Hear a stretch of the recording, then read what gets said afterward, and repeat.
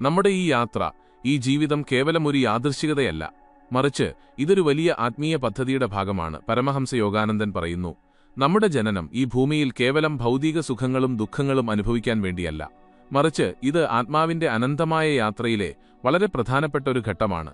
ഈശ്വരന്റെ തന്നെ അംശമായ ആത്മാവ് എന്തുകൊണ്ടാണ് ഈ ഭൗതിക ലോകത്ത് സ്വയം പ്രകടമാകാൻ തീരുമാനിച്ചത്? ഇതൊരു നിഗൂഢമായ ചോദ്യമാണ്. ഇതിന്റെ ഉത്തരം മനസ്സിലാക്കുന്നത് ഈ ജീവിതത്തിന്റെ യഥാർത്ഥ സത്യത്തിലേക്ക് നമ്മെ എത്തിക്കും. ഈശ്വരൻ ഈ പ്രപഞ്ചത്തെ മുഴുവൻ സൃഷ്ടിച്ചു. പക്ഷേ ഇതൊരു പുറംകാഴ്ച മാത്രമല്ല, ഇതൊരു ലീലയാണ്, ദിവ്യബോധം. തന്റെ സ്വന്തം ശക്തിയാൽ രചിച്ച ഒരു നാടകം. ആത്മാവ് അടിസ്ഥാനപരമായി ശുദ്ധബോധത്തിന്റെ അംശമാണ്. എന്നാൽ അത് ഈ നശ്വരമായ ലോകത്തേക്ക് വരുമ്പോൾ അതിനെ ശരീരം, മനസ്സ്, അഹങ്കാരം എന്നിവയുടെ പരിമിതികളിൽ ബന്ധിക്കുന്നു. യോഗാനന്ദജി വിശദീകരിക്കുന്നു, ആത്മാവ് തന്റെ യഥാർത്ഥ സ്വഭാവം മറന്ന് ഈ ഭൗതിക ലോകത്ത് അലയാൻ തുടങ്ങുന്നു. അവിടെ അത് കർമ്മങ്ങൾ, ആഗ്രഹങ്ങൾ, മോഹങ്ങൾ എന്നിവയുടെ ബന്ധനങ്ങളിൽ കുടുങ്ങുന്നു. എന്നാൽ ഇവിടെ ഏറ്റവും പ്രധാനപ്പെട്ട ചോദ്യം, ആത്മാവിന് എന്തിനാണ് ഈ യാത്ര ആവശ്യമായി വന്നത് എന്നതാണ്. യോഗാനന്ദജി നമ്മോട് പറയുന്നു, ആത്മാവ് നേരത്തെ തന്നെ സ്വതന്ത്രവും പൂർണ്ണവുമായിരുന്നു. എന്നാൽ ഈശ്വരൻ തന്റെ തന്നെ ശക്തിയെ അനുഭവിക്കാനും അതിനെ പ്രകടിപ്പിക്കാനും വേണ്ടിയാണ് ഈ സൃഷ്ടി നടത്തിയത്. ആത്മാവ് ശുദ്ധമായ ബ്രഹ്മത്തിൽ ലയിക്കുമ്പോൾ അതിന് വേറിട്ടൊരു അസ്തിത്വമില്ല. എന്നാൽ അത് ശരീരമെടുക്കുമ്പോൾ അതിന് തന്റെ വ്യക്തിപരമായ അസ്തിത്വത്തിന്റെ ബോധമുണ്ടാകുന്നു. ഈ ബോധമാണ് നമ്മെ ഈ ലോകത്തേക്ക് ആകർഷിക്കുന്നത്. അത് നമ്മെ ഭോഗം, മോഹം, സ്നേഹം, വേദന, ആനന്ദം എന്നിവ അനുഭവിപ്പിക്കുന്നു. എന്നാൽ ഇതെല്ലാം കേവലം ഒരു മിഥ്യയാണ്. ആത്മാവ് നഷ്ടപ്പെട്ടുപോയ ഒരു സ്വപ്നം, നമ്മുടെ ജനനം, ഈ ഭൂമിയിൽ കേവലം ഭൗതിക സുഖങ്ങൾക്ക് വേണ്ടിയല്ല, മറിച്ച് ഒരു വലിയ ആത്മീയ യാത്രയ്ക്ക് വേണ്ടിയുള്ളതാണ്. ഓരോ ജന്മവും ആത്മാവിനെ ആ പരമസത്യത്തോട് കൂടുതൽ അടുപ്പിക്കാനുള്ളൊരു ശ്രമമാണ്. ജീവന്റെയും മരണത്തിന്റെയും ഈ ചക്രത്തിൽ ആത്മാവ് അനേകം അനുഭവങ്ങളിലൂടെ കടന്നുപോകുന്നു, അനേകം ജന്മങ്ങളിൽ അലയുന്നു.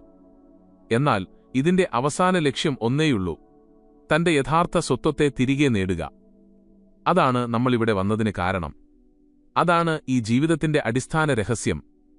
ആത്മാവ് ഈ ലോകത്തേക്ക് വരുന്നത് ഒരു യാദൃശ്ചികതയല്ല, മറിച്ച് അതൊരു വലിയ ആത്മീയ പദ്ധതിയുടെ ഭാഗമാണ്. എന്നാൽ ഇപ്പോൾ വലിയൊരു ചോദ്യമുയരുന്നു, ആത്മാവ് ശുദ്ധവും ദിവ്യവുമായിരുന്നെങ്കിൽ പിന്നെ എങ്ങനെയാണത് ഈ ലോകത്ത് കർമ്മങ്ങളുടെ വലയിൽ കുടുങ്ങിയത്? പരമഹംസ യോഗാനന്ദൻ നമുക്ക് വിശദീകരിച്ചു തരുന്നു, ആത്മാവ് ഈ ഭൗതിക ലോകത്ത് ജനിക്കുന്നത് കർമ്മങ്ങൾ കാരണമാണ്, കർമ്മമാണ്. ആത്മാവിനെ വീണ്ടും വീണ്ടും ജനനമരണ ചക്രത്തിൽ ബന്ധിച്ചു നിർത്തുന്ന അദൃശ്യമായ ചരട്. ആത്മാവ് ആദ്യമായി ഈ ലോകത്തേക്ക് വരുമ്പോൾ അത് തികച്ചും ശുദ്ധമാണ്, ഒരു തടാകത്തിലെ തെളിഞ്ഞ വെള്ളം പോലെ. എന്നാൽ അത് ഈ ലോകത്ത് കർമ്മങ്ങൾ ചെയ്യാൻ തുടങ്ങുമ്പോൾ ഈ വെള്ളം പതുക്കെ മലിനമാകാൻ തുടങ്ങുന്നു. ഓരോ ചിന്തയും, ഓരോ പ്രവൃത്തിയും, ഓരോ വികാരവും, ഇതെല്ലാം നമ്മുടെ കർമ്മങ്ങളെ നിർമ്മിക്കുന്നു. ഈ കർമ്മങ്ങൾ സമാഹരിക്കപ്പെട്ടാണ് നമ്മുടെ അടുത്ത ജന്മം നിർണയിക്കുന്നത്. യോഗാനന്ദജി വിശദീകരിക്കുന്നു, നമ്മുടെ ജനനസ്ഥലം, കുടുംബം, സാഹചര്യങ്ങൾ, ഇതെല്ലാം നമ്മുടെ മുൻജന്മങ്ങളിലെ കർമ്മങ്ങളുടെ ഫലമാണ്. നല്ല കർമ്മങ്ങൾ നമ്മെ നല്ലൊരു ജീവിതത്തിലേക്ക് നയിക്കുന്നു. എന്നാൽ മോശം കർമ്മങ്ങൾ നമ്മെ വേദനയിലേക്കും പോരാട്ടത്തിലേക്കും ദുഃഖത്തിലേക്കും നയിക്കുന്നു. എന്നാൽ ഈ ലോകം കേവലം നല്ലതോ ചീത്തയോ ആയ കർമ്മങ്ങളുടെ കളിയല്ല, ഇതൊരു വലിയ വിദ്യാഭ്യാസ സമ്പ്രദായമാണ്. ആത്മാവിന് തന്റെ യഥാർത്ഥ സ്വഭാവം തിരിച്ചറിയാൻ വീണ്ടും വീണ്ടും ജനിക്കേണ്ടി വരുന്നു. ഒരാൾക്ക് ദാരിദ്ര്യം ലഭിക്കുന്നു, മറ്റൊരാൾക്ക് അപാരമായ സമ്പത്ത്, ഒരാൾ സ്നേഹത്തിൽ സുഖം കണ്ടെത്തുന്നു, മറ്റൊരാൾ പരാജയപ്പെടുന്നു. ഇതെല്ലാം കേവലം വിധിയുടെ കളിയല്ല, മറിച്ച് നമ്മുടെ സ്വന്തം കർമ്മങ്ങളുടെ ഫലമാണ്. യോഗാനന്ദൻ നമ്മോട് പറയുന്നു, ആത്മാവ് ഈ കർമ്മബന്ധനത്തിൽ നിന്ന് സ്വതന്ത്രമാകുന്നതുവരെ ഈ ജനനമരണ ചക്രത്തിൽ ബന്ധിക്കപ്പെട്ടിരിക്കും. ഈ ലോകം ഒരു വിദ്യാലയം പോലെയാണ്. അവിടെ ആത്മാവിന് തന്റെ യഥാർത്ഥ അവസ്ഥ തിരിച്ചറിയുന്നതുവരെ വിദ്യാഭ്യാസം ലഭിച്ചുകൊണ്ടിരിക്കും. ഈശ്വരൻ നമ്മെ ഇവിടെ അയച്ചത് ദുഃഖമനുഭവിക്കാൻ മാത്രമല്ല, മറിച്ച് നമ്മുടെ കർമ്മങ്ങളെ സന്തുലിതമാക്കാനും നമ്മുടെ ബോധത്തെ ഉയരങ്ങളിലേക്ക് കൊണ്ടുപോകാനുമുള്ള അവസരമാണ് നൽകിയത്. എന്നാൽ ഇവിടെ മറ്റൊരു പ്രധാന കാര്യമുണ്ട്. നല്ല കർമ്മങ്ങൾ ചെയ്താൽ മാത്രം ആത്മാവിന് മോചനം ലഭിക്കില്ല. കാരണം നല്ല കർമ്മങ്ങളും പുതിയൊരു ജന്മത്തിന് കാരണമാകുന്നു. മോശം കർമ്മങ്ങളെപ്പോലെ തന്നെ യഥാർത്ഥ മോചനം ലഭിക്കുന്നത് നാം മോശം കർമ്മങ്ങളിൽ നിന്ന് മാത്രമല്ല, നല്ല കർമ്മങ്ങളുടെ ഫലത്തിൽ നിന്നും അതീതരാകുമ്പോഴാണ്. നാം നമ്മെ കേവലം ഒരു കർത്താവായി കണക്കാക്കാതെ നാം ഒരു മാധ്യമം മാത്രമാണെന്നും യഥാർത്ഥ ശക്തി ഈശ്വരനാണെന്നും തിരിച്ചറിയുമ്പോൾ ആത്മാവ് എന്തിനാണ് ഈ ലോകത്തേക്ക് വരുന്നതെന്നും കർമ്മങ്ങളുടെ ബന്ധനം എങ്ങനെയാണ് അതിനെ വീണ്ടും വീണ്ടും ജനനമരണ ചക്രത്തിൽ കുടുക്കുന്നതെന്നും നാം ഇതുവരെ മനസ്സിലാക്കി. എന്നാൽ പ്രധാനപ്പെട്ട ഒരു ചോദ്യം ഉയരുന്നു. ആത്മാവ് ഈശ്വരന്റെ തന്നെ അംശമാണെങ്കിൽ അത് എന്തിനാണ് ഈ ഭൗതിക ലോകത്തിന്റെ മോഹങ്ങളിൽ കുടുങ്ങുന്നത്? ഇത് മനസ്സിലാക്കാൻ മായയുടെ ആഴത്തിലുള്ള രഹസ്യം നാം മനസ്സിലാക്കണം. പരമഹംസ യോഗാനന്ദൻ നമ്മോട് പറയുന്നു, ഈ ലോകം മുഴുവൻ മായയുടെ വലിയൊരു വലയാണ്. മായ എന്നാൽ സത്യത്തെ മറച്ചുവെക്കുകയും മിഥ്യാബോധം സൃഷ്ടിക്കുകയും ചെയ്യുന്ന ശക്തിയാണ് ഈശ്വരൻ. ഈ സൃഷ്ടി നടത്തിയെങ്കിലും ആത്മാവിനെ വഴിതെറ്റിക്കാൻ കഴിയുന്ന ഒരു രൂപം അതിന് നൽകി ഈ ലോകം ഒരു സ്വപ്നം പോലെയാണ്. അത് നമുക്ക് എത്രമാത്രം യാഥാർത്ഥ്യമായി തോന്നുന്നുവെന്നാൽ നാം അതിൽ പൂർണ്ണമായും കുടുങ്ങിപ്പോകുന്നു. നാം ഒരു സ്വപ്നം കാണുമ്പോൾ ആ സ്വപ്നവും നമുക്ക് പൂർണ്ണമായും സത്യമായി തോന്നുന്നു. എന്നാൽ നാം ഉണരുമ്പോൾ അതൊരു മിഥ്യ മാത്രമായിരുന്നുവെന്ന് നാം തിരിച്ചറിയുന്നു. അതുപോലെ തന്നെ ആത്മാവ് ഈ ലോകത്തേക്ക് വരുമ്പോൾ ഈ ജീവിതവും ഒരു സ്വപ്നം പോലെയാണെന്ന് അത് മറക്കുന്നു. താൻ ശരീരം, മനസ്സ്, വികാരങ്ങൾ എന്നിവയാൽ ബന്ധിക്കപ്പെട്ടിരിക്കുന്നു എന്ന് മായ ആത്മാവിനെ ബോധ്യപ്പെടുത്തുന്നു. നമ്മുടെ സുഖം, ദുഃഖം, സ്നേഹം, വെറുപ്പ്, സമ്പത്ത്, പ്രശസ്തി ഇവയെല്ലാം യഥാർത്ഥമാണെന്ന് നമ്മെ വിശ്വസിപ്പിക്കുന്നത് ഈ മായയാണ്. എന്നാൽ അവയെല്ലാം ക്ഷണികവും അസ്ഥിരവുമാണ്. നേരത്തെ സ്വതന്ത്രമായിരുന്ന ആത്മാവ് ഇപ്പോൾ ഈ ഭൗതിക വസ്തുക്കളിലും അനുഭവങ്ങളിലും കുടുങ്ങുകയും അവയിൽ നിന്ന് സ്വയം വേർപെടുത്താൻ കഴിയാതെ വരികയും ചെയ്യുന്നു. യോഗാനന്ദജി പറയുന്നു, ഈ മായ രണ്ടു തരത്തിലുണ്ട്. ഒന്ന്, ആത്മാവിനെ താഴേക്ക് കൊണ്ടുപോകുന്നത്.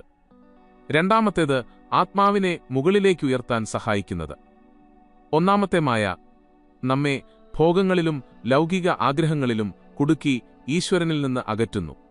എന്നാൽ രണ്ടാമത്തെ മായ നമ്മെ ആത്മീയതയിലേക്ക് ആകർഷിക്കുകയും നമ്മുടെ യഥാർത്ഥ സ്വഭാവത്തെ ഓർമ്മിപ്പിക്കുകയും ചെയ്യുന്നു. അതുകൊണ്ടാണ് ചിലർ ഈ ലോകത്തിൽ പൂർണ്ണമായും നഷ്ടപ്പെട്ടു പോകുന്നത്. എന്നാൽ ചിലർ പതുക്കെ ബോധവാന്മാരാകുകയും സത്യം അന്വേഷിച്ചിറങ്ങുകയും ചെയ്യുന്നത്. എന്നാൽ ഈ മായ ഇത്ര ശക്തമായത് എന്തുകൊണ്ടാണ്?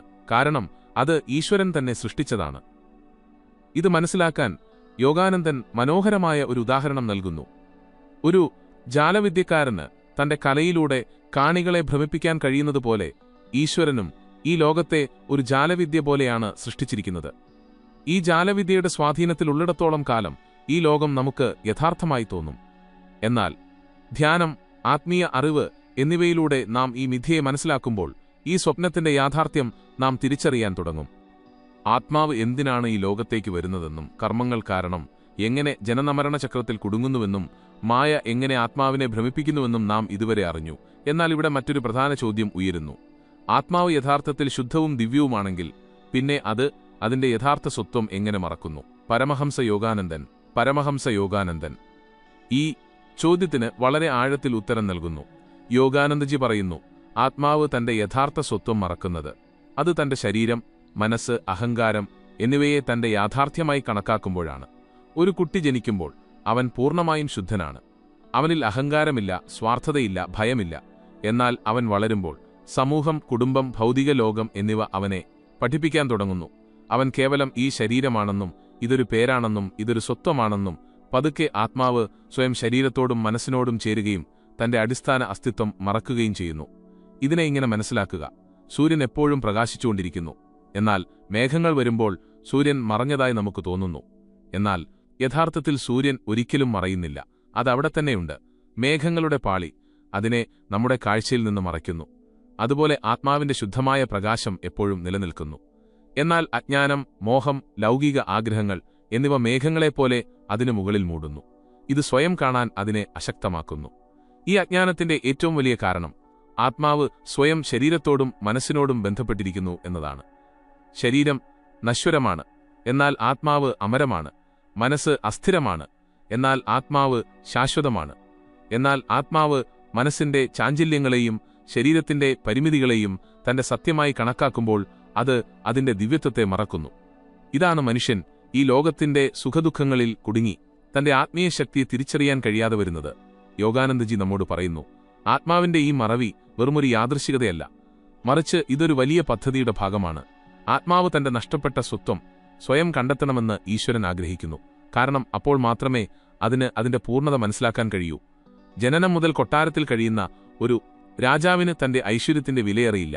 എന്നാൽ കുറച്ചുകാലമെല്ലാം ഉപേക്ഷിച്ച് കാട്ടിൽ കഴിയേണ്ടി വന്നാൽ പിന്നീട് അവൻ തന്റെ രാജ്യത്തേക്ക് മടങ്ങുമ്പോൾ തന്റെ ഐശ്വര്യത്തിന്റെ യഥാർത്ഥ വില അവന് മനസ്സിലാകും. അതുപോലെ ആത്മാവും ഈ ലോകത്തിൽ അലയുന്നു, മോഹങ്ങളിൽ കുടുങ്ങുന്നു. എന്നാൽ അതിന് അറിവ് ലഭിക്കുമ്പോൾ അത് തന്റെ നഷ്ടപ്പെട്ട സ്വത്വം വീണ്ടെടുക്കുന്നു.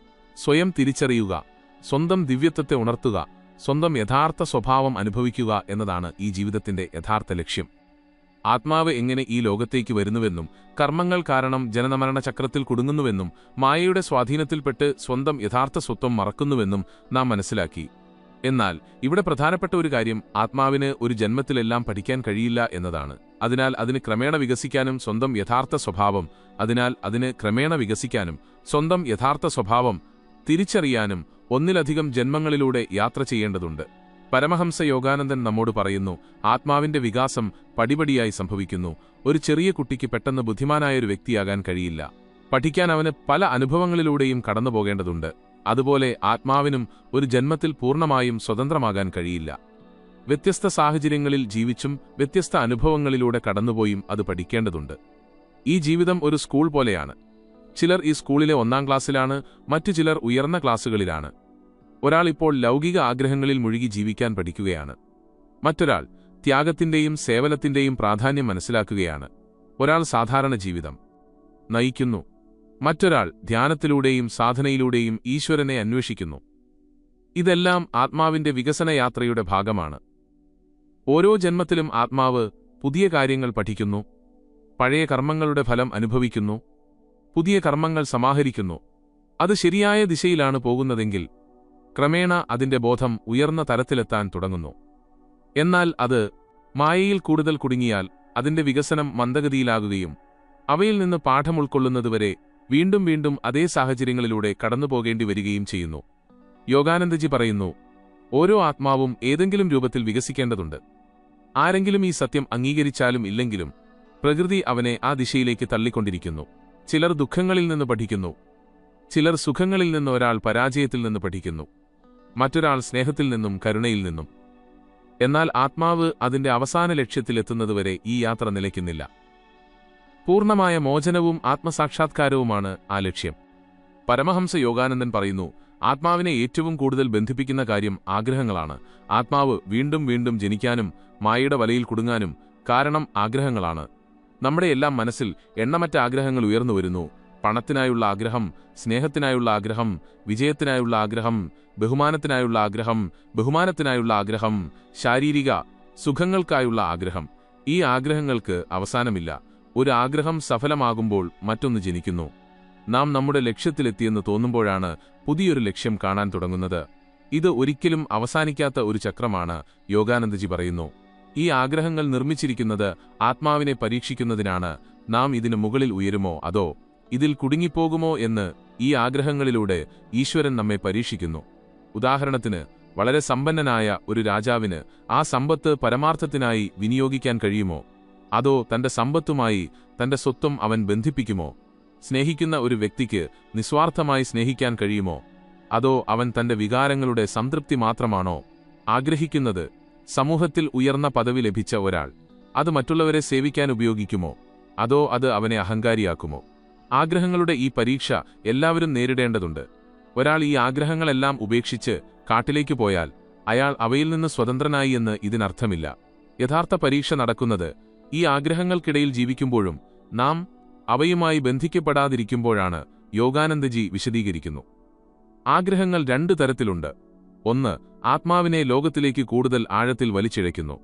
രണ്ടാമത്തേത് ആത്മാവിനെ മുകളിലേക്ക് ഉയർത്താൻ സഹായിക്കുന്നു. ഭോഗം, കാമം, അത്യാഗ്രഹം, കോപം, അഹങ്കാരം. ഈ ആഗ്രഹങ്ങൾ ആത്മാവിനെ താഴേക്ക് കൊണ്ടുപോകുന്നു. എന്നാൽ സേവനം, സ്നേഹം, ധ്യാനം, ആത്മസാക്ഷാത്കാരത്തിനായുള്ള ദാഹം, ഈ ആഗ്രഹങ്ങൾ ആത്മാവിനെ ഉയരങ്ങളിലേക്ക് കൊണ്ടുപോകുന്നു. അതിനാൽ നമ്മുടെ ആഗ്രഹങ്ങൾ നമ്മെ എവിടേക്കാണ് കൊണ്ടുപോകുന്നതെന്ന് നാം കാണേണ്ടതുണ്ട്. അവ നമ്മെ വീണ്ടും വീണ്ടും ജനനമരണ ചക്രത്തിൽ കുടുക്കുകയാണോ? അതോ അവ നമ്മെ ഈശ്വരനോടടുപ്പിക്കുകയാണോ?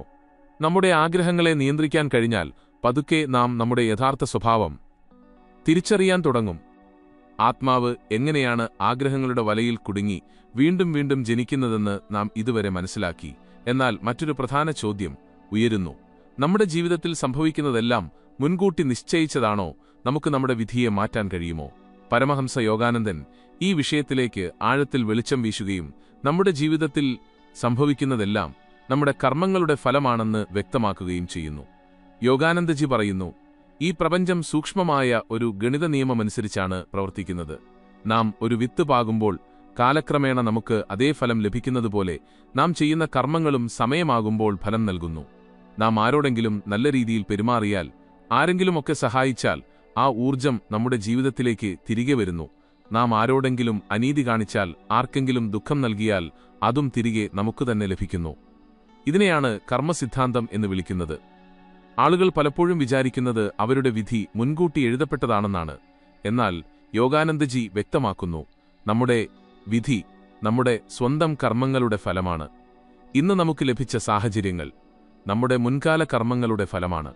എന്നാൽ ഇന്ന് നാം ചെയ്യുന്ന കർമ്മങ്ങൾ നമ്മുടെ ഭാവിയുടെ വിധി എഴുതുന്നു. അതുകൊണ്ടാണ് തന്റെ കർമ്മങ്ങളെ നവീകരിച്ച് തന്റെ ഭാവി മെച്ചപ്പെടുത്താനുള്ള ശക്തി മനുഷ്യന് എപ്പോഴുമുള്ളത്. ഉദാഹരണത്തിന്, ഒരാൾ ദാരിദ്ര്യത്തിൽ ജനിച്ചാൽ അയാൾ ജീവിതകാലം മുഴുവൻ ദരിദ്രനായിരിക്കുമെന്ന് ഇതിനർത്ഥമില്ല. അവൻ കഠിനാധ്വാനം ചെയ്യുകയും സത്യസന്ധമായി ജോലി ചെയ്യുകയും മറ്റുള്ളവരെ സേവിക്കുകയും ഉയർന്ന ചിന്തകൾ പുലർത്തുകയും ചെയ്താൽ പതുക്കെ അവന്റെ ജീവിതത്തിൽ മാറ്റങ്ങൾ വരാൻ തുടങ്ങും. അതുപോലെ ഒരാൾ അങ്ങേയറ്റം സമ്പന്നനായിട്ടും മറ്റുള്ളവരെ ചൂഷണം ചെയ്യുകയും അഹങ്കാരിയാകുകയും ചെയ്താൽ പതുക്കെ അവന്റെ കർമ്മങ്ങൾ അവനെ താഴെയിറക്കും. യോഗാനന്ദജി നമ്മോട് പറയുന്നു, കർമ്മം ബാഹ്യസംഭവങ്ങളെ മാത്രമല്ല, നമ്മുടെ മാനസികാവസ്ഥയെയും വികാരങ്ങളെയും സ്വാധീനിക്കുന്നു. നാം പ്രതികൂലമായി ചിന്തിച്ചാൽ, ഭയത്തിലും ഉത്കണ്ഠയിലും ജീവിച്ചാൽ ഈ ഊർജം നമ്മെ കൂടുതൽ പ്രതികൂല സാഹചര്യങ്ങളിലേക്ക് നയിക്കുന്നു. എന്നാൽ നാം അനുകൂലമായി ചിന്തിച്ചാൽ, സ്നേഹത്തിന്റെയും സമാധാനത്തിന്റെയും മനോഭാവം പുലർത്തിയാൽ നമ്മുടെ ജീവിതം സ്വയം ഊർജ്ജസ്വലവും സന്തുഷ്ടവുമായി മാറും. അതിനാൽ നാം നമ്മുടെ ഓരോ പ്രവൃത്തിയും ചിന്തിച്ച് ചെയ്യണം. ഓരോ ചിന്തയും, ഓരോ വാക്കും, ഓരോ പ്രവൃത്തിയും സ്വാധീനം ചെലുത്തുന്നു. നമ്മുടെ കർമ്മങ്ങളാണ് നമ്മുടെ ഭാവിയെ നിർമ്മിക്കുന്നത്. നമ്മുടെ കർമ്മങ്ങൾ മെച്ചപ്പെടുത്തിയാൽ നമ്മുടെ ജീവിതത്തെയും മെച്ചപ്പെടുത്താനും ആത്മാവിന്റെ പുരോഗതിയിലേക്ക് മുന്നേറാനും നമുക്ക് കഴിയും. ആഗ്രഹങ്ങളും കർമ്മങ്ങളും ആത്മാവിനെ വീണ്ടും വീണ്ടും ജനനമരണ ചക്രത്തിൽ കുടുക്കുന്നുവെന്ന് നാം ഇതുവരെ മനസ്സിലാക്കി. എന്നാൽ ഇപ്പോൾ ചോദ്യം, ഇതിൽ നിന്ന് പുറത്തുകടക്കാൻ വല്ല വഴിയുമുണ്ടോ? ഈ ചക്രത്തിൽ നിന്ന് മോചിതനായി യഥാർത്ഥ സ്വരൂപം പ്രാപിക്കാൻ നമുക്ക് കഴിയുമോ? പരമഹംസ യോഗാനന്ദൻ വ്യക്തമായി പറയുന്നു, അതെ, ഇത് സാധ്യമാണ്. ഇതിന് ഏറ്റവും ഫലപ്രദമായ മാർഗം ധ്യാനമാണ്. യോഗാനന്ദജി വിശദീകരിക്കുന്നു, മനുഷ്യൻ പുറം ലോകത്ത് കുടുങ്ങിക്കിടക്കുന്നിടത്തോളം കാലം അവന് തന്റെ യഥാർത്ഥ സ്വരൂപം തിരിച്ചറിയാൻ കഴിയില്ല. നമ്മുടെ 5 ഇന്ദ്രിയങ്ങളും എപ്പോഴും പുറം ലോകത്തേക്ക് ഓടിക്കൊണ്ടിരിക്കുകയാണ്. കണ്ണുകൾ കാണുന്നതിലും, ചെവികൾ കേൾക്കുന്നതിലും, നാവ് രുചിയിലും, മൂക്ക് ഗന്ധത്തിലും, ചർമ്മം സ്പർശനത്തിലും ഏർപ്പെട്ടിരിക്കുന്നു. എന്നാൽ യഥാർത്ഥ സത്യം ബാഹ്യ അനുഭവങ്ങളിലല്ല, മറിച്ച് ആന്തരിക സമാധാനത്തിലാണ്, ധ്യാനമാണ്. ഒരുവന് തന്റെ ബാഹ്യേന്ദ്രിയങ്ങളെ ശാന്തമാക്കാനും സ്വന്തം ഉള്ളിലേക്ക് നോക്കാനും തന്റെ യഥാർത്ഥ സ്വരൂപം തിരിച്ചറിയാനുമുള്ള രീതി ധ്യാനത്തിലൂടെ നാം നമ്മുടെ മനസ്സിനെ നിയന്ത്രിക്കാൻ പഠിക്കുന്നു. സാധാരണയായി നമ്മുടെ മനസ്സ് ഒരു കുരങ്ങനെപ്പോലെ അങ്ങോട്ടുമിങ്ങോട്ടും അലഞ്ഞു നടക്കുന്നു. ചിലപ്പോൾ ഭൂതകാലത്തെക്കുറിച്ചുള്ള ഉത്കണ്ഠകളിൽ, ചിലപ്പോൾ ഭാവിയിലെ സങ്കല്പങ്ങളിൽ. എന്നാൽ ധ്യാനം നമ്മെ വർത്തമാനകാലത്തിലേക്ക് കൊണ്ടുവരാൻ സഹായിക്കുന്നു. നാം നമ്മുടെ ചിന്തകളെ സ്ഥിരപ്പെടുത്താൻ തുടങ്ങുമ്പോൾ പതുക്കെ നമ്മുടെ മനസ്സ് ശാന്തമാകാൻ തുടങ്ങുന്നു. ആ ശാന്തതയിലാണ് ആത്മാവിന്റെ യഥാർത്ഥ ദർശനം നമുക്ക് ലഭിക്കുന്നത്. യോഗാനന്ദജി പറയുന്നു, ധ്യാനം കുറച്ചു മിനിറ്റ് കണ്ണടച്ചിരിക്കുന്ന ഒരു പരിശീലനം മാത്രമല്ല, മറിച്ച് ഇതൊരു ആഴത്തിലുള്ള സാധനയാണ്. ഇതിലൂടെ നമ്മുടെ ബോധത്തെ ഉയർന്ന തലത്തിലേക്ക് കൊണ്ടുപോകാൻ കഴിയും. മനസ്സ് പൂർണ്ണമായും ശാന്തമാകുമ്പോൾ ആത്മാവിന്റെ പ്രകാശം തനിയെ പ്രകടമാകാൻ തുടങ്ങുന്നു.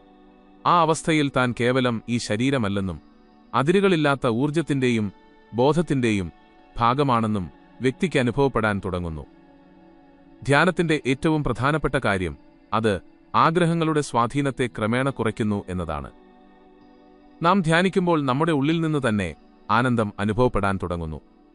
പിന്നെ ബാഹ്യവസ്തുക്കളുടെ ആവശ്യം പതുക്കെ കുറയാൻ തുടങ്ങുന്നു. ലോകത്തിലെ വസ്തുക്കളിൽ നിന്ന് ലഭിക്കാത്ത ആനന്ദം ധ്യാനത്തിലൂടെ നമ്മുടെ ഉള്ളിൽ നിന്ന് തന്നെ പ്രകടമാകാൻ തുടങ്ങുന്നു. യോഗാനന്ദജി തന്റെ ശിഷ്യന്മാരെ ക്രിയായോഗയുടെ രീതി പഠിപ്പിച്ചു. അത് ധ്യാനത്തിന്റെ ഒരു പ്രത്യേക രീതിയാണ്. ഈ രീതിയിലൂടെ വ്യക്തിക്ക് തന്റെ ഊർജത്തെ നിയന്ത്രിച്ച് ഉയർന്ന അവസ്ഥയിലെത്താൻ കഴിയും. ധ്യാനിക്കുന്ന വ്യക്തി പതുക്കെ തന്റെ കർമ്മങ്ങളുടെ സ്വാധീനത്തിൽ നിന്ന് മോചിതനാകാൻ തുടങ്ങുന്നുവെന്ന് അദ്ദേഹം പറയുന്നു. കാരണം അവൻ കർമ്മങ്ങൾ ചെയ്യുന്നുവെങ്കിലും അവയിൽ കുടുങ്ങുന്നില്ല. അവൻ ലോകത്തിൽ ജീവിക്കുന്നു, എന്നാൽ ലോകത്തിൽ മുഴുകുന്നില്ല. അതിനാൽ ആത്മാവിനെ ഈ ജനനമരണ ചക്രത്തിൽ നിന്ന് പുറത്തുകടക്കണമെങ്കിൽ ധ്യാനത്തെ ജീവിതത്തിന്റെ അവിഭാജ്യ ഘടകമാക്കണം. ധ്യാനത്തിലൂടെയാണ് നമ്മുടെ യഥാർത്ഥ സ്വരൂപം തിരിച്ചറിയാനും പരമാനന്ദം പ്രാപിക്കാനും കഴിയുക. എന്നാൽ ധ്യാനത്തിന്റെയും ആത്മസാക്ഷാത്കാരത്തിന്റെയും യാത്ര എളുപ്പമുള്ള കാര്യമല്ല. ഈ വഴി ബുദ്ധിമുട്ടുള്ളതാകാം. കാരണം മായ വീണ്ടും വീണ്ടും നമ്മെ അതിലേക്ക് വലിച്ചിഴയ്ക്കാൻ ശ്രമിക്കുന്നു. ഈ യാത്രയിൽ പലപ്പോഴും ആശയക്കുഴപ്പമുണ്ടാകുന്നു, സംശയങ്ങളുണ്ടാകുന്നു. വ്യക്തി തന്റെ ലക്ഷ്യത്തിൽ നിന്ന് വ്യതിചലിച്ചേക്കാം. അത്തരമൊരു സാഹചര്യത്തിൽ നമുക്ക് ഒരു യഥാർത്ഥ വഴികാട്ടിയെ ആവശ്യമുണ്ട്. അദ്ദേഹത്തെ നാം ഗുരു എന്ന് വിളിക്കുന്നു. പരമഹംസ യോഗാനന്ദൻ പറയുന്നു, ഒരു ഗുരുവിനെ കണ്ടെത്തുക എന്നത് ഒരു സാധാരണ സംഭവമല്ല, മറിച്ച് അത് ഈശ്വരന്റെ പ്രത്യേക കൃപയുടെ ലക്ഷണമാണ്. വ്യക്തി ആത്മാവിന്റെ പരമമായ സത്യം അറിയാൻ ശരിക്കും തയ്യാറാകുമ്പോൾ, അവന്റെ ഹൃദയം പൂർണ്ണമായും ഈശ്വരന് സമർപ്പിക്കപ്പെടുമ്പോൾ മാത്രമാണ് അവന് ഒരു യഥാർത്ഥ ഗുരുവിന്റെ മാർഗനിർദ്ദേശം ലഭിക്കുന്നത്. ഗുരു കേവലം ഒരു അധ്യാപകനല്ല, മറിച്ച് ആത്മാവിനെ അജ്ഞാനത്തിൽ നിന്ന് അറിവിലേക്ക് നയിക്കുന്ന ദിവ്യമാധ്യമമാണ്. ആത്മസാക്ഷാത്കാരം മുൻകൂട്ടി നേടിയവനും ഈശ്വരന്റെ അനുഭവത്തിൽ സ്വയം സ്ഥിതി ചെയ്യുന്നവനുമാണ് ഗുരു. അദ്ദേഹം ശിഷ്യന് ബാഹ്യമായ അറിവ് നൽകുക മാത്രമല്ല, ഉള്ളിന്റെ ആഴങ്ങളിലേക്ക് ഇറങ്ങിച്ചെല്ലാനുള്ള രീതിയും പഠിപ്പിക്കുന്നു. യോഗാനന്ദജി പറയുന്നു, വ്യക്തി ഒറ്റയ്ക്ക് ആത്മീയ സാധന ചെയ്യാൻ ശ്രമിക്കുമ്പോൾ പലപ്പോഴും അവൻ സ്വന്തം ചിന്തകളിൽ കുടുങ്ങിപ്പോകുന്നു. മായ അവനെ വഴിതെറ്റിച്ചേക്കാം. അഹങ്കാരം അവനെ തെറ്റായ വഴിയിലേക്ക് നയിക്കാം. ചിലപ്പോൾ മടി അവനെ സാധനയിൽ നിന്ന് അകറ്റിയേക്കാം. എന്നാൽ ഒരു യഥാർത്ഥ ഗുരുവിന്റെ സാന്നിധ്യത്തിൽ ശിഷ്യന് ഒരു സ്ഥിരമായ പാത ലഭിക്കുന്നു. അതിലൂടെ അവന് ഈ തടസ്സങ്ങളെ തരണം ചെയ്യാൻ കഴിയും. ഗുരുവും ശിഷ്യനും തമ്മിലുള്ള ബന്ധം ബാഹ്യമായ വിദ്യാഭ്യാസത്തിൽ മാത്രം ഒതുങ്ങുന്നില്ല. ഇത് ആത്മീയമാണ്.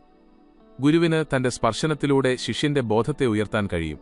എന്നാൽ ശിഷ്യൻ പൂർണ്ണ വിശ്വാസത്തോടും സമർപ്പണത്തോടും കൂടി ഗുരുവിന്റെ മാർഗനിർദ്ദേശം സ്വീകരിക്കുമ്പോൾ മാത്രമാണ് ഈ ബന്ധം ഫലപ്രദമാകുന്നത്. ആത്മീയ പുരോഗതി അറിവിലൂടെ മാത്രമല്ല, പരിശീലനത്തിലൂടെയും ഗുരുവിനോടുള്ള പൂർണ്ണ വിശ്വാസത്തിലൂടെയുമാണ് ഉണ്ടാകുന്നത്. യോഗാനന്ദജി തന്റെ ജീവിതാനുഭവങ്ങൾ പങ്കുവച്ചുകൊണ്ട് പറയുന്നു, തന്റെ ഗുരുവായ ശ്രീ യുക്തേശ്വർ ഗിരിയെ കണ്ടപ്പോൾ ജന്മജന്മാന്തരങ്ങളായി അദ്ദേഹത്തെ കാത്തിരിക്കുകയാണെന്ന് അദ്ദേഹത്തിന് തോന്നി. ഗുരുവിന്റെ സാന്നിധ്യം മാത്രമാണ് അദ്ദേഹത്തിന് അപാരമായ സമാധാനവും ദിവ്യത്വവും അനുഭവപ്പെടുത്തിയത്. ഒരു യഥാർത്ഥ ഗുരു ശിഷ്യനെ സ്വീകരിക്കുമ്പോൾ ശിഷ്യന് പൂർണ്ണമായ ആത്മസാക്ഷാത്കാരം ലഭിക്കുന്നതുവരെ അദ്ദേഹം അവനെ പരിപാലിക്കുമെന്ന് അദ്ദേഹം പറഞ്ഞു. എന്നാൽ ഗുരുവിനും പരീക്ഷണമുണ്ട്. താനൊരു ഗുരുവാണെന്ന് ആർക്കും അവകാശപ്പെടാം. എന്നാൽ ലോകത്തിൽ കൊടുക്കുന്നതിനു പകരം നിസ്വാർത്ഥമായി ശിഷ്യനെ ഈശ്വരനിലേക്ക് നയിക്കുന്നവൻ മാത്രമാണ് യഥാർത്ഥ ഗുരു.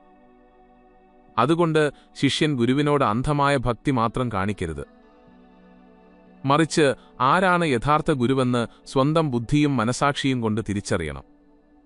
യോഗാനന്ദജി പറയുന്നതനുസരിച്ച് വ്യക്തിക്ക് ഗുരുവിന്റെ അനുഗ്രഹം ലഭിക്കുമ്പോൾ അവന്റെ സാധന പലമടങ്ങ് ഫലപ്രദമാകുന്നു. ഗുരുവിന്റെ അനുഗ്രഹത്താൽ ധ്യാനം കൂടുതൽ ആഴത്തിലാകുന്നു. ആത്മാവിന്റെ ശുദ്ധീകരണം വേഗത്തിലാകുന്നു. ലക്ഷ്യത്തിലെത്താൻ സാധകന് പലമടങ്ങ് സഹായം ലഭിക്കുന്നു. അതിനാൽ ആരെങ്കിലും യഥാർത്ഥത്തിൽ മോചനം ആഗ്രഹിക്കുന്നുവെങ്കിൽ അവൻ തനിക്കായി ഒരു യഥാർത്ഥ ഗുരുവിനെ അന്വേഷിക്കണം. ഗുരുവിന്റെ അനുഗ്രഹം ലഭിക്കുമ്പോൾ ജീവിതത്തിലെ ഓരോ ബുദ്ധിമുട്ടും ഒരു പാഠമായി മാറുന്നു. ഓരോ തടസ്സവും ആത്മാവിനെ ശക്തിപ്പെടുത്താനുള്ള അവസരമായി മാറുന്നു. ഗുരുവില്ലാതെ ആത്മീയ യാത്ര അപൂർണമായി തുടരാം. എന്നാൽ ഗുരുവിന്റെ സാമീപ്യം ലഭിക്കുമ്പോൾ ആത്മാവിനെ അതിന്റെ യഥാർത്ഥ ഭവനത്തിലെത്തുന്നതിൽ നിന്ന് തടയാൻ ആർക്കും കഴിയില്ല. എന്നാൽ വളരെ ആഴത്തിൽ ബന്ധപ്പെട്ട ഒരു ചോദ്യം, ആത്മാവും ഈശ്വരനും തമ്മിലുള്ള ബന്ധം എന്താണ്? ആത്മാവ് വ്യത്യസ്തനാണോ? ഈശ്വരൻ ദൂരെയുള്ള ഏതെങ്കിലും ഭരണാധികാരിയാണോ? അതോ ആത്മാവും ഈശ്വരനും തമ്മിൽ അഭേദ്യമായ ബന്ധമുണ്ടോ? പരമഹംസ യോഗാനന്ദൻ ഈ ചോദ്യത്തിന് വളരെ മനോഹരവും ആഴത്തിലുള്ളതുമായ ധാരണയോടെ ഉത്തരം നൽകുന്നു. യോഗാനന്ദജി പറയുന്നു, ആത്മാവും ഈശ്വരനും വ്യത്യസ്തരല്ല, മറിച്ച് ആത്മാവ് തന്നെ ഈശ്വരന്റെ ഒരു ഭാഗമാണ്. സമുദ്രത്തിൽ നിന്ന് ഒരു തുള്ളിയെടുത്താൽ അതിന് സമുദ്രത്തിന്റെ അതേ ഗുണങ്ങളുള്ളതുപോലെ ആത്മാവും ഈശ്വരന്റെ ഭാഗമാണ്. എന്നാൽ മായയിൽ കുടുങ്ങി തന്റെ യഥാർത്ഥ സ്വരൂപം മറക്കുമ്പോൾ അത് സ്വയം പരിമിതമാണെന്ന് കരുതാൻ തുടങ്ങുന്നു. ഇത് ഒരു രാജാവ് താനൊരു രാജാവാണെന്ന് മറന്ന് സ്വയം ഒരു ദരിദ്രനായി കരുതുന്നതിന് തുല്യമാണ്. നമ്മുടെ യഥാർത്ഥ സ്വരൂപം ശുദ്ധമായ ബോധമാണ്. ആ ബോധം ഈശ്വരനെപ്പോലെ തന്നെ സന്തോഷകരവും ശക്തവും അതിരുകളില്ലാത്തതുമാണ്. എന്നാൽ നാം ശരീരവും മനസ്സുമായി താദാത്മ്യം പ്രാപിക്കുമ്പോൾ നാം അതിരുകളാൽ ബന്ധിക്കപ്പെടുന്നു. നമുക്ക് വിശക്കുന്നു, ദുഃഖമനുഭവപ്പെടുന്നു, മരണത്തെ ഭയപ്പെടുന്നു. ഇതെല്ലാം സംഭവിക്കുന്നത് നാം നമ്മുടെ യഥാർത്ഥ സ്വരൂപം മറന്നതുകൊണ്ടാണ്. യോഗാനന്ദജി വിശദീകരിക്കുന്നു, നാം ധ്യാനത്തിലേക്ക് ആഴത്തിലിറങ്ങുമ്പോൾ നാം കേവലം ഈ ശരീരമല്ല, മറിച്ച് അതിനേക്കാൾ വളരെ കൂടുതലാണെന്ന് നമുക്ക് മനസ്സിലാകുന്നു. നാം ചിന്തകൾക്കും അതീതരാണ്. യഥാർത്ഥത്തിൽ നമ്മൾ എപ്പോഴും നിലനിൽക്കുന്ന അതേ ശുദ്ധമായ ബോധമാണ്. ഈ ശരീരം ഒരു വസ്ത്രം പോലെയാണ്. അത് ആത്മാവ് കാലാകാലങ്ങളിൽ മാറ്റുന്നു. എന്നാൽ ആത്മാവും ഈശ്വരനും വ്യത്യസ്തരല്ലെങ്കിൽ എന്തുകൊണ്ടാണ് നമുക്ക് ഈശ്വരനെ കാണാൻ കഴിയാത്തത്? ഇതിന് കാരണം നമ്മുടെ ബോധത്തെ നാം പുറംലോകത്ത് കുടുക്കിയിരിക്കുന്നു എന്നതാണ്. ഈശ്വരനെ അനുഭവിക്കാൻ നാം നമ്മുടെ മനസ്സിനെയും ഇന്ദ്രിയങ്ങളെയും ഉള്ളിലേക്ക് തിരിക്കണം. നാം പൂർണ്ണമായും ധ്യാനത്തിൽ സ്ഥിരമാകുമ്പോൾ നമ്മുടെ ഉള്ളിൽ തന്നെ ഈശ്വരന്റെ പ്രകാശമുണ്ടെന്ന് നമുക്ക് മനസ്സിലാകാൻ തുടങ്ങുന്നു. യോഗാനന്ദജി പറയുന്നു, ഏതെങ്കിലും ക്ഷേത്രത്തിലോ പള്ളിയിലോ ക്രിസ്ത്യൻ പള്ളിയിലോ മാത്രമേ നമുക്ക് ഈശ്വരനെ കണ്ടെത്താൻ കഴിയൂ എന്നില്ല. അദ്ദേഹം പുറത്തല്ല, നമ്മുടെ ഉള്ളിൽ തന്നെയാണുള്ളത്. എന്നാൽ നാം നമ്മുടെ ഹൃദയത്തെ ശുദ്ധീകരിക്കണം. നമ്മുടെ ആഗ്രഹങ്ങളിൽ നിന്നും അഹങ്കാരത്തിൽ നിന്നും സ്വതന്ത്രരാകണം. അപ്പോൾ മാത്രമേ നമുക്ക് ഈശ്വരന്റെ സാക്ഷാത്കാരം ലഭിക്കൂ. ഈശ്വരനുമായി ബന്ധപ്പെടാനുള്ള ഏറ്റവും എളുപ്പമുള്ള മാർഗം സ്നേഹമാണ്. ഏതെങ്കിലും കാര്യത്തെ, പ്രകൃതിയെ, ഏതെങ്കിലും വ്യക്തിയെ, ഏതെങ്കിലും പ്രവൃത്തിയെ അല്ലെങ്കിൽ ഈശ്വരനെ തന്നെ നാം നിസ്വാർത്ഥമായി സ്നേഹിക്കുമ്പോൾ ആ സ്നേഹം പതുക്കെ നമ്മെ ഈശ്വരനിലേക്ക് വലിക്കുന്നു. യഥാർത്ഥ സ്നേഹം ഏതൊരു സ്വാർത്ഥതയിൽ നിന്നും മുക്തമാണ്. വ്യക്തി ഈ സ്നേഹത്തിൽ പൂർണ്ണമായും മുഴുകുമ്പോൾ ആ സ്നേഹം തന്നെയാണ് ഈശ്വരൻ എന്ന് അവന് അനുഭവപ്പെടാൻ തുടങ്ങുന്നു. യോഗാനന്ദജി പറയുന്നു, ഒരു വ്യക്തി താൻ ഈശ്വരന്റെ ഒരു ഭാഗമാണെന്ന് മനസ്സിലാക്കുമ്പോൾ അവനിൽ നിന്ന് എല്ലാത്തരം ഭയവും അപ്രത്യക്ഷമാകുന്നു. അവൻ മരണത്തെ ഭയപ്പെടുന്നില്ല. ലോകത്തിലെ മാറ്റങ്ങൾ അവനെ അലട്ടുന്നില്ല. കാരണം തന്റെ ആത്മാവ് അമരമാണെന്ന് അവൻ അറിയുന്നു. അവൻ ഈ ജീവിതത്തെ ഒരു കളി പോലെ കാണുന്നു, ഒരു നാടകം. അതിലവൻ തന്റെ കർമ്മങ്ങൾ ചെയ്യണം, എന്നാൽ അതിൽ കുടുങ്ങരുത്. ഇതാണ് ആത്മാവിനെ മോചനത്തിലേക്ക് നയിക്കുന്ന അവബോധം. നമ്മുടെ ഉള്ളിലെ ഈശ്വരനെ നാം തിരിച്ചറിയുമ്പോൾ ഏതെങ്കിലും ബാഹ്യകാര്യത്തിൽ നിന്ന് നമുക്ക് യാതൊരു പ്രതീക്ഷയുമില്ല. അപ്പോൾ നമുക്ക് ആനന്ദം ലഭിക്കുന്നത് പുറത്തുനിന്നല്ല, മറിച്ച് നമ്മുടെ ഉള്ളിൽ നിന്നാണ്. ആത്മാവും ഈശ്വരനും തമ്മിലുള്ള അഭേദ്യമായ ബന്ധം ഇതാണ്. എപ്പോഴും നിലനിൽക്കുന്ന അത്തരമൊരു സ്നേഹം, അത്തരമൊരു ഒത്തുചേരൽ. നാം യഥാർത്ഥത്തിൽ ഈശ്വരന്റെ ഭാഗമാണെങ്കിൽ പിന്നെ എങ്ങനെയാണ് നാം അവനിൽ നിന്ന് വേർപിരിഞ്ഞത്? നാം കേവലം ഈ ശരീരവും മനസ്സുമാണെന്ന ഈ വഴിതെറ്റലിൽ നാം വീണതെന്തുകൊണ്ട്?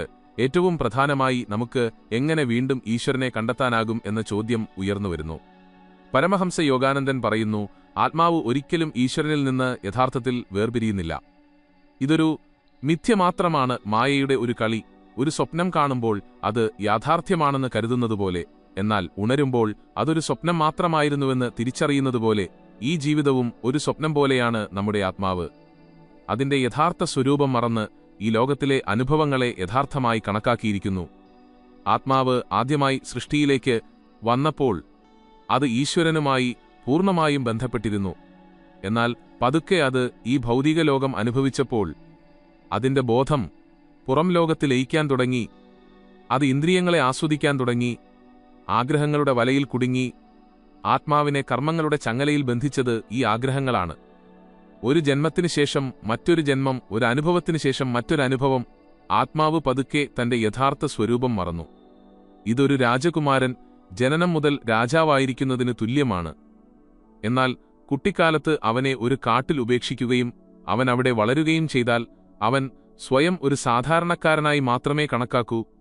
അവൻ യഥാർത്ഥത്തിൽ ആരാണെന്ന് അവനറിയില്ല. എന്നാൽ അവനൊരു രാജാവാണെന്ന് പറയാൻ ആരെങ്കിലും വന്നാൽ ആദ്യം അവനത് വിശ്വസിക്കില്ല. എന്നാൽ പതുക്കെ അവന് ശരിയായ തെളിവ് ലഭിക്കുകയും അവൻ സ്വയം ആ സത്യം അനുഭവിക്കുകയും ചെയ്താൽ അവൻ തന്റെ യഥാർത്ഥ സ്വത്വം മനസ്സിലാക്കും. അതുപോലെ ആത്മാവും കാലങ്ങളായി ഈ ലോകത്ത് അലഞ്ഞുതിരിയുന്നു. ജന്മജന്മാന്തരങ്ങളായി അതിന്റെ യഥാർത്ഥ സ്വരൂപം മറന്നിരിക്കുന്നു. എന്നാൽ അതിന് ഒരു യഥാർത്ഥ ഗുരുവിനെ ലഭിക്കുമ്പോൾ, ധ്യാനത്തിലൂടെയും സാധനയിലൂടെയും അത് ഉള്ളിലേക്ക് തിരിയുമ്പോൾ അത് യഥാർത്ഥത്തിൽ ആരാണെന്ന് മനസ്സിലാകാൻ തുടങ്ങുന്നു. അത് ഈ ലോകത്തിൻ്റേതല്ല, ഈശ്വരന്റേതാണെന്ന് പതുക്കെ അത് മനസ്സിലാക്കാൻ തുടങ്ങുന്നു.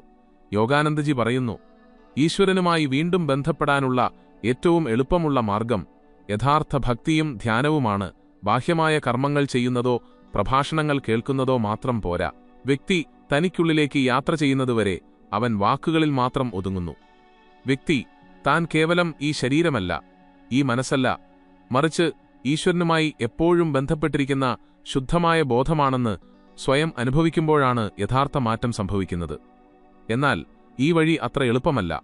ഒരു വ്യക്തി ഈശ്വരനിലേക്ക് നീങ്ങുമ്പോൾ മായ അവനെ തിരികെ വലിക്കാൻ സാധ്യമായതെല്ലാം ചെയ്യുന്നു.